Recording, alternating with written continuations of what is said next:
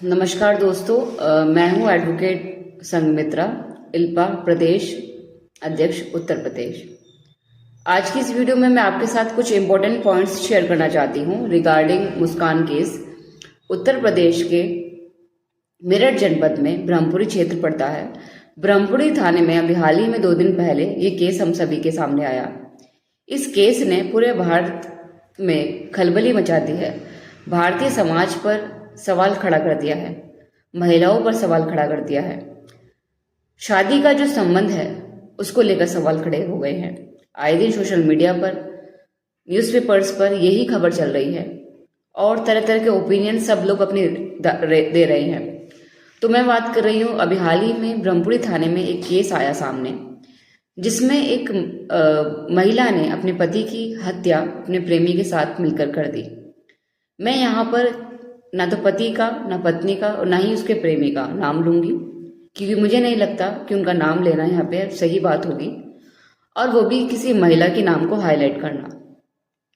क्योंकि दोस्तों, ये भारतीय समाज है, इसमें भले ही संविधान लागू हो गया है, लेकिन इसके बावजूद भी हम लोगों की जो सोच है वो रूढ़िवादी है, पितृसत्तात्मक हमारी सोच है, ब्राह्मणवादी हमारी सोच है।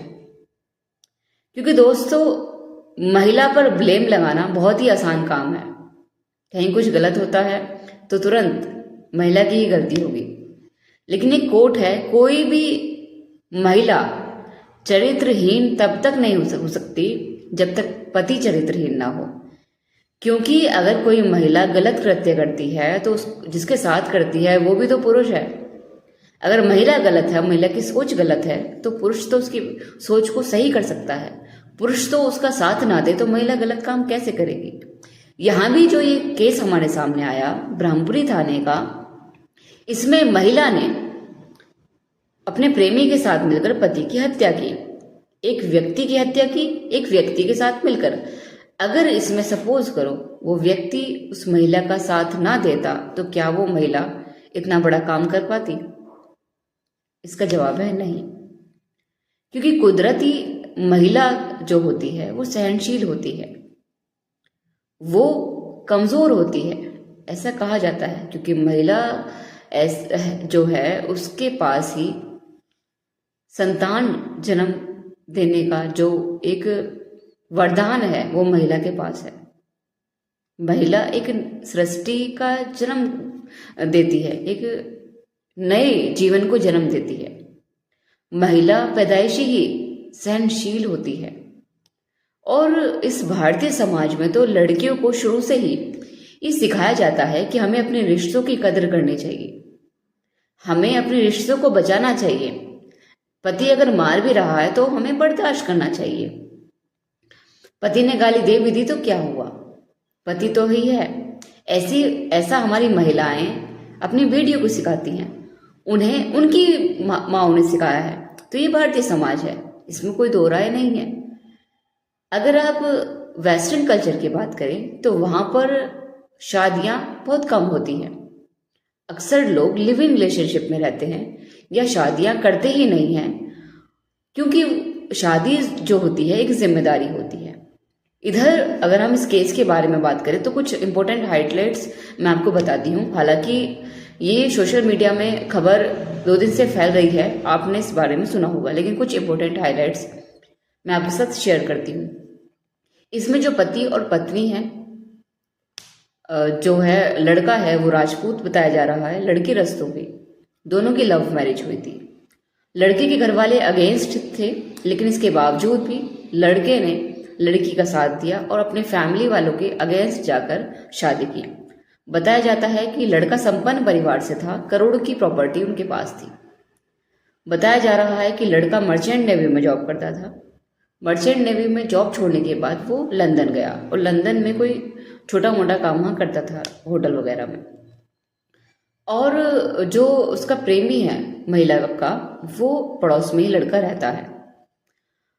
तो इसमें क्या हुआ, इसमें जब लड़का और लड़की ने दोनों ने शादी की है, अमूमन ये देखा जाता है कि जहां पति रहता है वहीं अपनी पत्नी को ले जाता है। लेकिन यहाँ पत्नी अकेली रहती थी और पति बाहर रहता था। तो जो व्यक्ति है वो अपनी पत्नी को अपने साथ क्यों नहीं ले गया?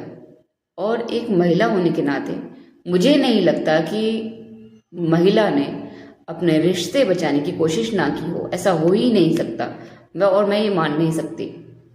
क्योंकि भारतीय समाज में जो शादियां चल रही हैं वो अधिकतर चलती ही इसलिए हैं क्योंकि पत्नी बर्दाश्त करती है अपने रिश्ते को बचाने के लिए, अपने पति को बर्दाश्त करती है अपने बच्चों की खातिर। तो ऐसा नहीं हो सकता, क्योंकि जो लड़की है वो खुद माँ थी 5 साल की बेटी की। 5 साल की बेटी की जो माँ है, क्या वो इतनी निर्दयनीय हो सकती है? क्या वो ऐसी हो सकती है कि वो अपने पति को मार दे, जो खुद एक बेटी की माँ है जिसकी उम्र केवल 5 साल की है? क्योंकि माँ तो अपने बच्चे के लिए बहुत ज़्यादा फिक्रमंद होती है। और महाराष्ट्र में ये कहावत है कि अगर बच्चे को चोट लगती है तो दर्द माँ को होता है। और कहा भी जाता है कि माँ जो है वो अपने बच्चे को जन्म देती है तो सबसे ज़्यादा जो जुड़ाव होता है वो माँ का होता है। पति जो है बाहर कमाता है, पैसे कमाता है, लेकिन उस पैसे को खाना पत्नी बनाती है। बच्चे पैसे नहीं खाते, बच्चे खाना खाते हैं।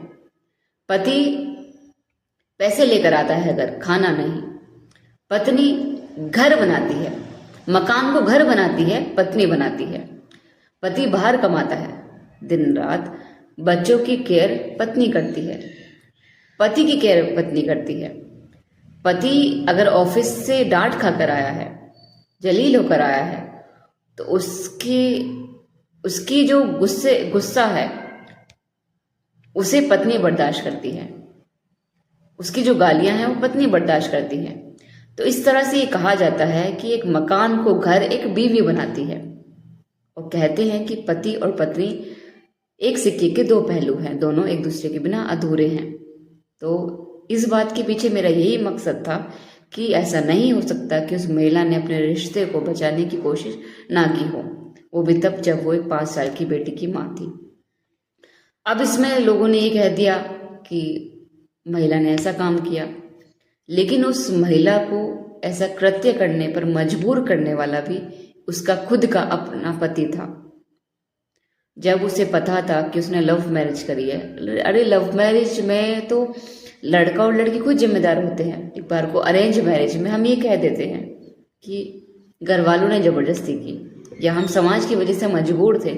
लेकिन अगर आप अरेंज मैरिज कर रहे हैं तब तो आप ब्लेम अपने घर वालों पर, समाज पर डाल सकते हैं। लेकिन अगर आप लव मैरिज कर रहे हैं तो लव मैरिज में तो सारा आपके जिम्मे है। सही होगा तब भी आपके जिम्मे, गलत होगा तब भी आपके जिम्मे।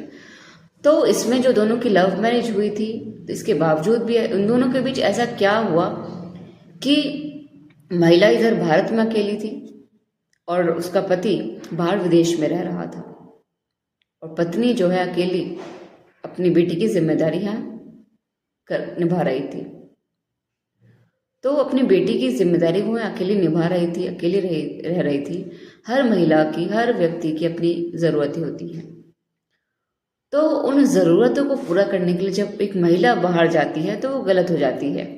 वहीं एक आदमी अपनी ज़रूरतों को पूरा करने के लिए जब कोठे पर जाता है, होटलों में जाता है या गलत जगह पर जाता है, तो वो आदमी होता है, वो सही होता है, क्योंकि वो आदमी होता है।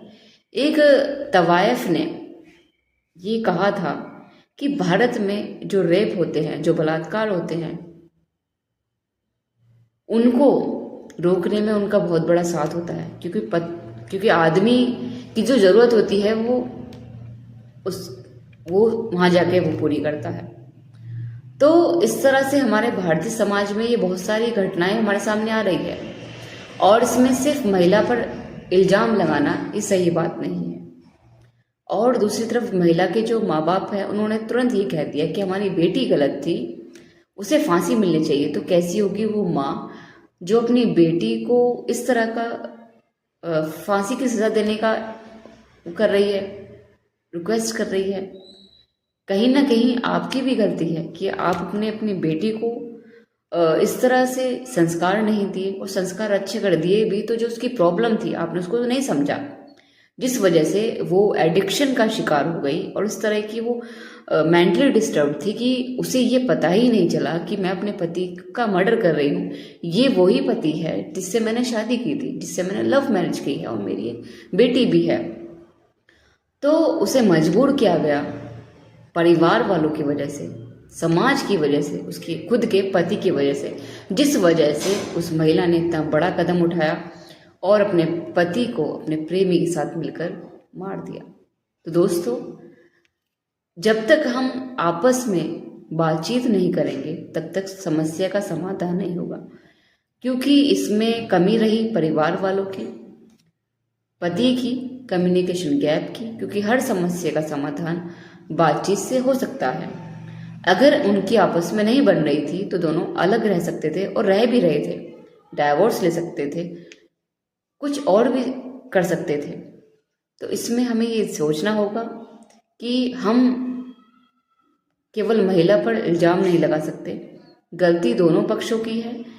हमें सच की बात करनी होगी, फैक्ट्स की बात करनी होगी। सिर्फ महिला पर इल्जाम लगाकर हम अपनी जिम्मेदारी से नहीं बच सकते हैं। आपकी इस वीडियो के बारे में क्या राय है, अपनी कमेंट ज़रूर दें और इस चैनल को सब्सक्राइब करें ताकि आप सच्ची खबरें सुन सकें, और इस वीडियो को शेयर और लाइक करना ना भूलें।